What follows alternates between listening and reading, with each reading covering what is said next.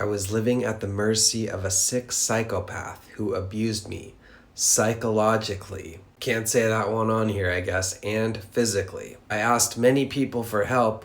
No one ever helped me, but I couldn't leave without my son, and he would not sign the authorization. This comes from Amanda Ungaro's new interview that just came out just tonight in El País. She says, "Now it's war. We'll see who wins.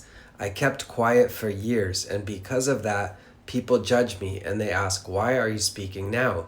Because the man would not let me live in peace." She said it was not enough for him to destroy her during the 20 years of their relationship.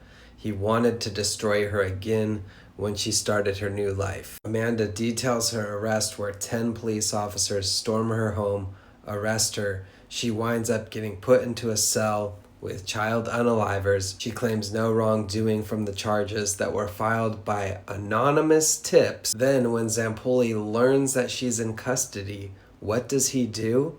He calls a senior ICE official, asks that she would remain jailed and be deported, allowing him to secure the custody of the child that they share. ICE complied with Zampoli's request, and surprise, surprise, he denies any wrongdoing. He stressed that in any case, she would have been deported because of the other charges against her. Which, I wonder who those anonymous tips came from, Paolo. She goes on to describe the horrific conditions within the detention center where she's stuck for almost 4 months. She then gets taken to Louisiana. She's in a hall with more than 120 people.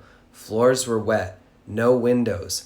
4 days without seeing the sun, she comes out with lice. They send her to Brazil and she lands there with just her prison uniform, nothing else. She also describes how she exchanged her model visa for a tax-exempt diplomatic passport.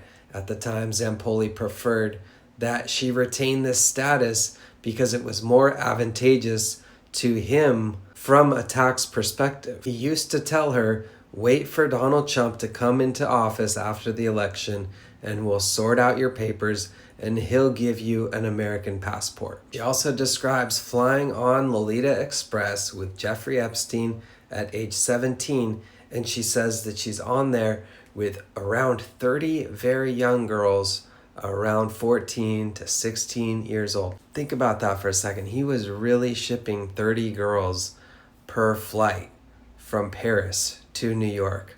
That is just insane. So we have accusations of abuse against somebody working in this current administration right now, flying around the world on our tax dollar, going out and doing diplomatic meetings on our behalf, who has these kinds of allegations. And apparently there's corroboration of the claims of abuse, and something big is coming soon.